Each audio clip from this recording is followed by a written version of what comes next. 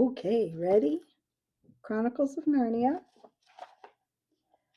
We're in book 3, The Horse and His Boy. And we're in chapter 5, Prince Corin. Can you see that? I also put it in the thumbnail. So, okay, now remember, Shasta has just been mistaken for a prince. And he has been eavesdropping unintentionally on the royalty of Narnia. And they are just about ready to discuss a very serious secret. Okay, chapter 5, Prince Corin. My dear sister and very good lady, said King Edmund, you must now show your courage, for I tell you plainly, we are in no small danger. What is it, Edmund? Asked the queen. It is this, said Edmund. I do not think we shall find it easy to leave Tashbaan. While the prince had hoped that you would take him, we were honored guests. But by the lion's mane, I think that as soon as he has your flat denial, we shall be no better than prisoners. One of the dwarfs gave a low whistle. I warned your majesties, I warned you, said Swallowpad the raven. Easily in, but not easily out, as the lobster said in the lobster pot. I have been with the prince this morning, continued Edmund. He is very little used, more's the pity, to having his will crossed, and he is very chafed at your long delays and doubtful answers. This morning he pressed very hard to know your mind. I put it aside, meaning at the same time to diminish his hopes, with some light common jests about women's fancies, and hinted that his suit was likely to grow cold. He grew angry and dangerous. There was a sort of threatening, though still veiled under a show of courtesy, in every word he spoke. Yes, said Tumnus, and when I supped with the Grand Vizier last night it was the same. He asked me how I liked Tashbaan, and I, for I could not tell him I hated every stone of it and would not lie, told him that now, when high summer was coming on, my heart turned to the cool woods and the dewy slopes of Narnia. He gave me a smile that meant no good, and said, There is nothing to hinder you from dancing there again, little Goatfoot, always provided you leave us in exchange a bride for our prince. Do you mean he would make me his wife by force? Exclaimed Susan. That's my fear, Susan, said Edmund. Wife or slave, which is worse? But how can he? Does the Tisroc think our brother, the High King, would suffer such an outrage? Sire, said Peregrine to the king, they would not be so mad. Do they think there are no swords and spears in Narnia? Excuse me. Alas, said Edmund, my guess is that the Tisroc has very small fear of Narnia. We are a little land, and little lands on the borders of a great empire were always hateful to the lords of the great empire. He longs to blot them out, gobble them up. When he first suffered the prince to come to Cair Paravel as your lover, sister, it may be that he was only seeking an occasion against us. Most likely he hopes to make one mouthful of Narnia and Archenland both.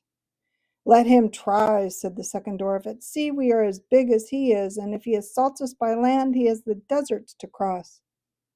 True, friend, said Edmund, but is the desert a sure defense? What does Salopide say?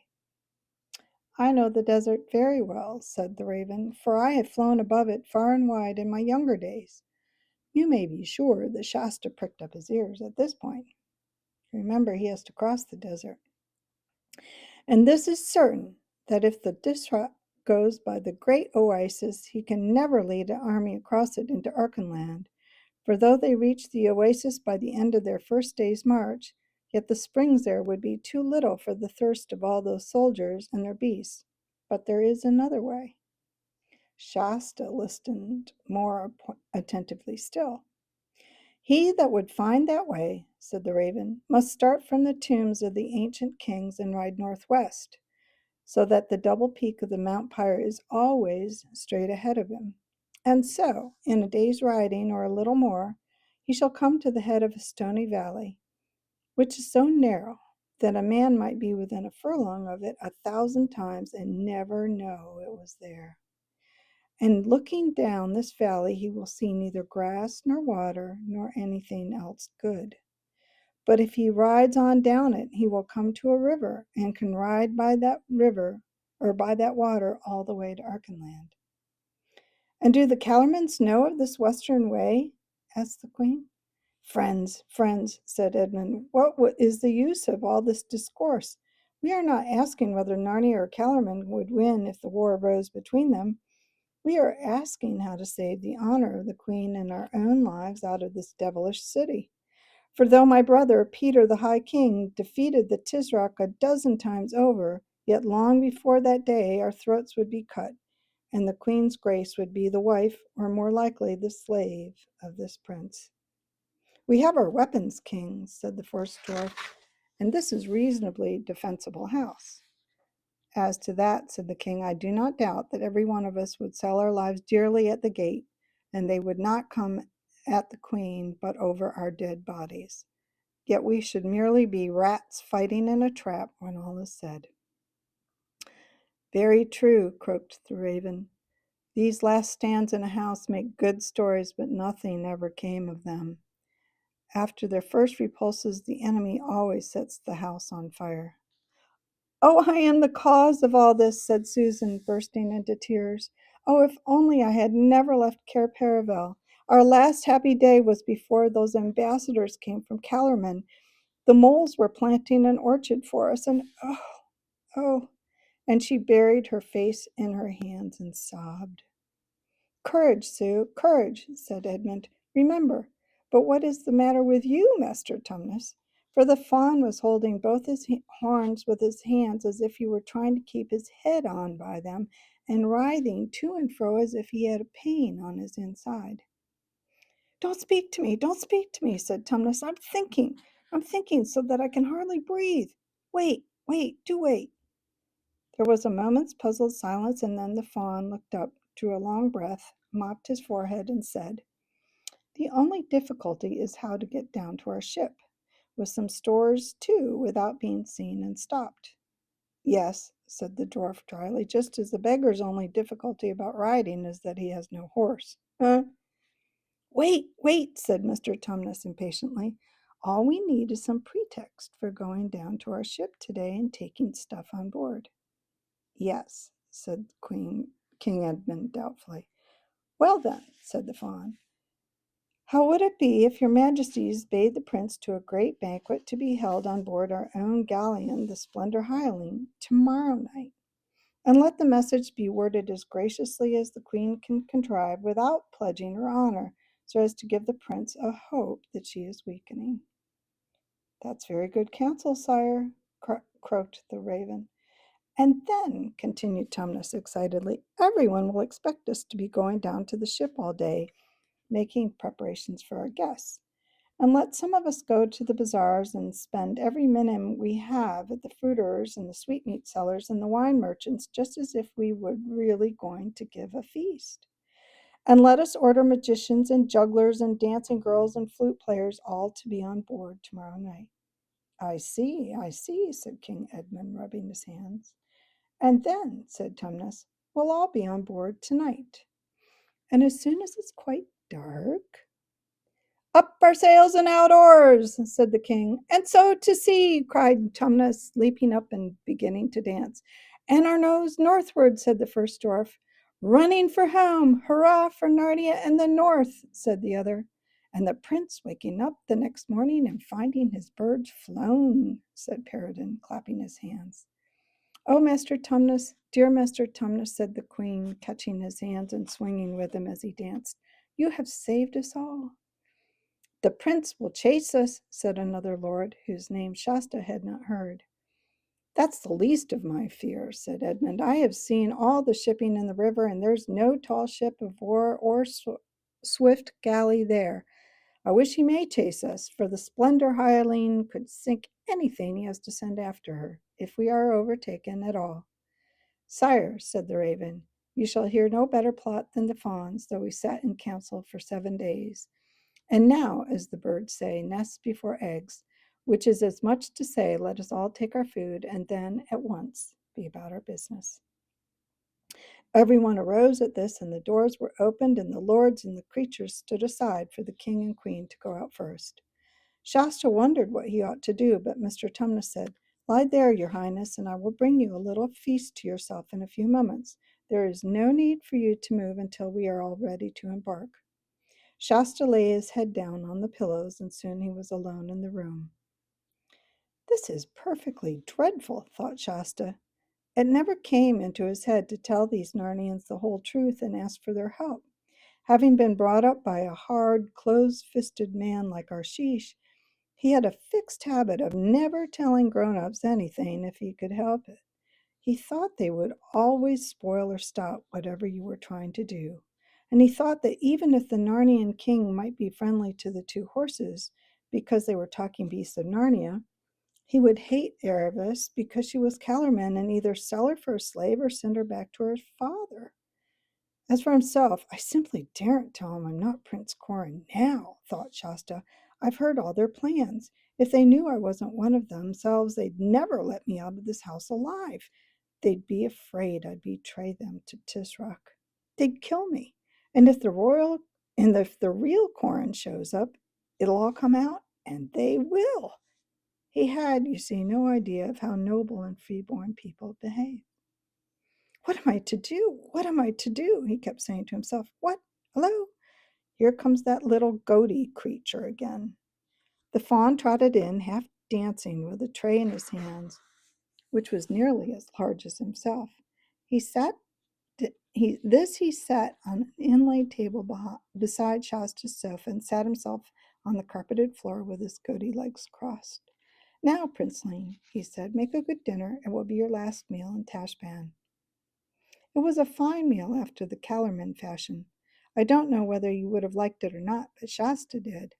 There were lobsters and salad and snipe stuffed with almonds and truffles and a complicated dish made of chicken livers and rice and raisins and nuts. And there were cool melons and gooseberry fools and mulberry fools and every kind of nice thing that can be made with ice. There was also a little flagon of the sort of wine which is called white, though it's really yellow.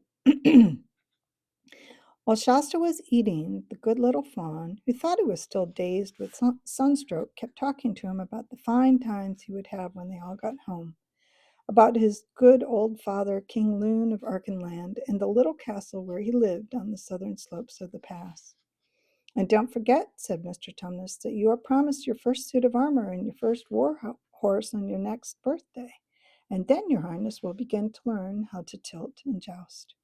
And in a few years, if all goes well, King Peter has promised your royal father that he himself will make you a knight of Cair Paravel. And in the meantime, there will be plenty of comings and goings between Narnia and Archenland across the neck of the mountains. And of course, you remember that you have promised to come for a whole week to stay with me in the summer festival. And there'll be bonfires and all-night dances of fauns and dryads in the heart of the woods. And who knows, we might see Aslan himself. When the meal was over, the fawn told Shasta to stay quietly where he was. And it wouldn't do you any harm to have a little sleep, he added. I'll call you in plenty of time to get on board. And then home! Narnia in the north! Shasta had so enjoyed his dinner and all the things Tumnus had been telling him that when he was left alone, his thoughts took a different turn. He only hoped now that the real Prince Corin would not turn up until it was too late and that he would be taken away to Narnia by ship. I'm afraid he did not think at all of what might happen to the real Corin when he was left behind in Tashbaan. He was a little worried about Erebus and Bree waiting for him at the tombs, but then he said to himself, well, how can I help it? And anyway, the Erebus thinks she's too good to go about with me, so she can jolly well go alone. And at the same time, he couldn't help feeling that it would be much nicer going to Narnia by sea than toiling across the desert. When he had thought all this, he did what I expect you would have done if you had been up very early and had a long walk and a great deal of excitement and then a very good meal, and were lying on a sofa in a cool room with no noise except when a bee came buzzing in through the wide open windows. He fell asleep. What woke him was a loud crash. He jumped up off the sofa, staring. He saw at once from the mirror look of the room, the lights and shadows all looked different, that he must have slept for several hours. He saw also what had made the crash. A costly porcelain vase which had been standing on the windowsill lay on the floor, broken into about 30 pieces. But he hardly noticed all these things. What he did notice was two hands gripping the windowsill from outside. They gripped harder and harder, getting white at the knuckles, and then up came a head and a pair of shoulders. A moment later, there was a boy of Shasta's own age sitting astride the sill with one leg hanging down inside the room. Shasta had never seen his own face in a looking glass. Even if he had, he might not have realized that the other boy, who was, at ordinary times, almost exactly like himself. At the moment, this boy was not particularly like anyone, for he had the finest black eye you ever saw and a tooth missing, and his clothes, which must have been splendid ones when he put them on, were torn and dirty, and there was both blood and mud on his face. "Who are you?" said the boy in a whisper. "Are you Prince Corin?" said Shasta. "Yes, of course," said the other, "but who are you?" "I'm nobody. Nobody in particular, I mean," said Shasta. "King Edmund caught me in the street and mistook me for you. I suppose we must look like one another. Can I get out the way you got in?" "Yes, if you're any good at climbing," said Corin. "But why are you in such a hurry? I say, we ought to be able to have some fun out of being mistaken for one another." "No, no," said Shasta. "We must change places at once. It'll be simply frightful if Mr. Tumnus comes back and finds us both here. I've had to pretend to be you, and you're starting tonight secretly. And where were you all this time?" "A boy in the street made a beastly joke about Queen Susan," said Prince Corin, "so I knocked him down. He ran howling into a house, and his big brother came out, so I knocked the big brother down. Then they all followed me until we ran into 3 old men with spears who are called the Watch. So I fought the Watch, and they knocked me down. It was getting dark by now. Then the Watch took me along to lock me up somewhere. So I asked them if they'd like a stoup of wine, and they said they didn't mind if they did. So I took them to a wine shop and got them some, and they all sat down and drank until they fell asleep. I thought it was time for me to be off, so I came out quietly, and then I found the first boy, the one who started all the trouble, still hanging about. So I knocked him down again. After that, I climbed up a pipe onto the roof of a house and lay quiet till it began to get light this morning. Ever since that, I've been finding my way back. I say, is there anything to drink?" "No, I drank it," said Shasta. "And now show me how you got in. There's not a moment to lose. You'd better lie down on the sofa and pretend, but I forgot. It will be no good with all those bruises and black eye. You'll have to tell them the truth once I'm safely away." "What else do you think I would be telling them?" asked the prince with a rather angry look. "And who are you?" "There's no time," said Shasta in a frantic whisper. "I'm a Narnian, I believe, something northern anyway, but I've been brought up all my life in Calormen, and I'm escaping across the desert with a talking horse called Bree. And now, quick, how do I get away?" "Look," said Corin, "drop from this window onto the roof of the veranda, but you must do it lightly on your toes, or someone will hear you. Then along to your left, and you can get up to the top of that wall if you're any good at all as a climber. Then along the wall to the corner. Drop onto the rubbish heap, and you'll find outside, and there you are." "Thanks," said Shasta, who was already sitting on the sill. The two boys were looking into each other's faces and suddenly found that they were friends. "Goodbye," said Corin, "and good luck. I hope you get safely away." "Nothing to yours." "Goodbye," said Shasta. "I say, you have been having some adventures." "Nothing to yours," said the prince. "Now drop lightly. I say," he added as Shasta dropped, "I hope we meet in Archenland. Go to my father, King Loon, and tell him you're a friend of mine. Look out! I hear someone coming." And there you go. That's the end of chapter 5. Next time, chapter 6, Shasta among the tombs. Until then.